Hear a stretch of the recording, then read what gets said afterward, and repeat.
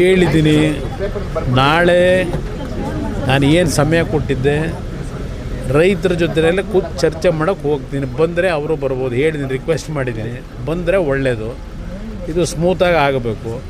ನಿನ್ನೆಯಿಂದ ಕೆಲವರು ಒಂದು 15-20 ಜನ ಕೂರಿಸಿದ್ದಾರೆ. ಈಗ ಅವರು ಒಂದು ಕಡೆ ನಮಗೆ ಭೂಮಿ ನಾವು ಕೊಡ್ಲಿಕ್ಕೆ ತಯಾರಾಗಿದ್ದೇವೆ ಅಂತೇಳಿ ಅವರೊಂದು 20 ಜನ ಈಗೇನೋ ನೆನ್ನೆ ರಾತ್ರಿಯಿಂದ ಟೆಂಟ್ ಹಾಕೊಂಡವ್ರೀಗ ಅದ್ರ ಎದುರುಗಡೆನೆ.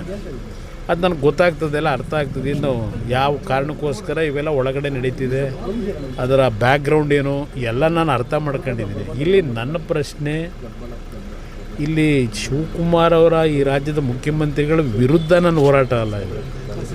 ಇಲ್ಲಿ ರೈತರು ಒಂದು ಬಾರಿ ನನ್ನ ಹತ್ರ ಬಂದು ರಿಕ್ವೆಸ್ಟ್ ಏನು ಮಾಡಿದ್ರು, ಈಗ ಒಂದು 7 ತಿಂಗಳಿದ್ದೆ.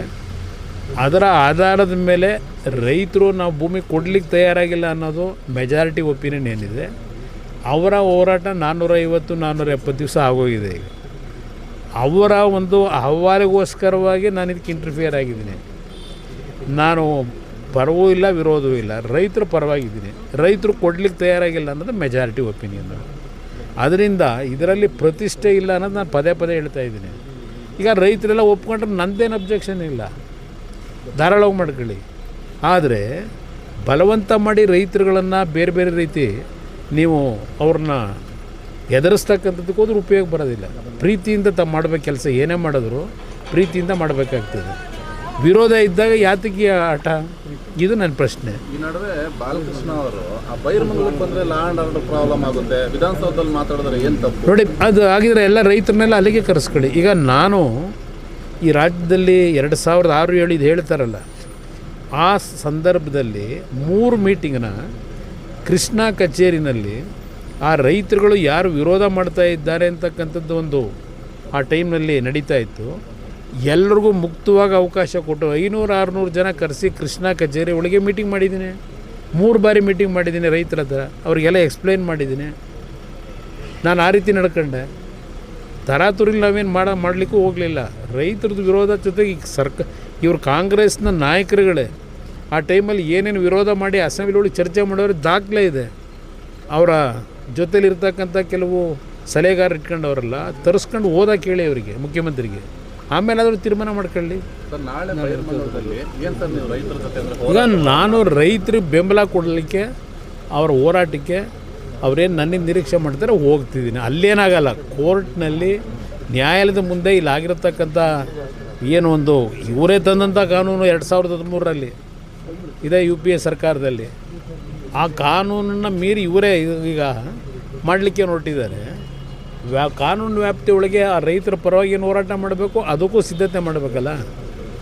ಇಲ್ಲಿ ಸಾಂಕೇತಿಕವಾಗಿ ಧರಣಿ ಮಾಡ್ಕೊಂಡು ಏನು ಕೂತಿದ್ದಾರೆ 470 ದಿವಸದಿಂದ, ಒಂದು ಅವರಿಗೆ ಬೆಂಬಲ ಕೊಡ್ಲಿಕ್ಕೆ ಹೋಗ್ತಿದ್ದೀನಿ ಅಷ್ಟೇ. ನಾಳೆ ಅವ್ರ ಜೊತೆ ಚರ್ಚೆ ಮಾಡ್ಕೊಂಬರ್ತೀನಿ.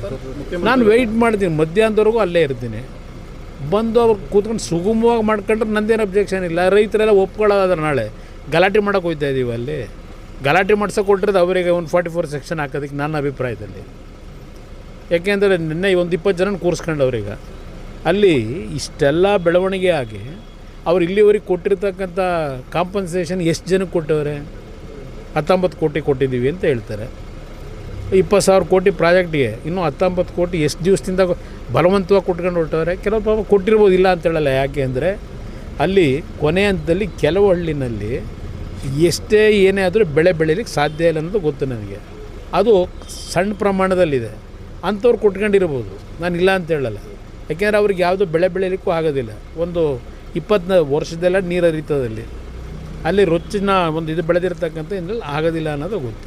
ಹಾಗಂತೇಳಿ ಎಲ್ಲರ ಮೇಲೂ ಗದಾಪ್ರಾಯ ಮಾಡೋದ್ರಾಗುತ್ತಾ? ಜನ ಒಪ್ಕೊಂಡು ಕೊಟ್ಟರೆ ನಂದೇನು ಅಬ್ಜೆಕ್ಷನ್ನು? ಪ್ರೋಗ್ರಾಮ್ ಮಾಡಿ ನಾನೊಬ್ಬ ರಾಜ್ಯದ ಮುಖ್ಯಮಂತ್ರಿಯಾಗಿ ಕೆಲಸ ಮಾಡೋದವನಿಗೆ ಇಲ್ಲಿ ರಾಜಕೀಯಕ್ಕೋಸ್ಕರವಾಗಿ ಅಭಿವೃದ್ಧಿ ತಡಿಬೇಕು ಅಂತ ಹೇಳ್ತೀನ? ಬೆಂಗಳೂರು ನಗರದಲ್ಲಿ ಇಷ್ಟೆಲ್ಲ ಅನಾಹುತಗಳಾಗ್ತಾಯಿದೆ.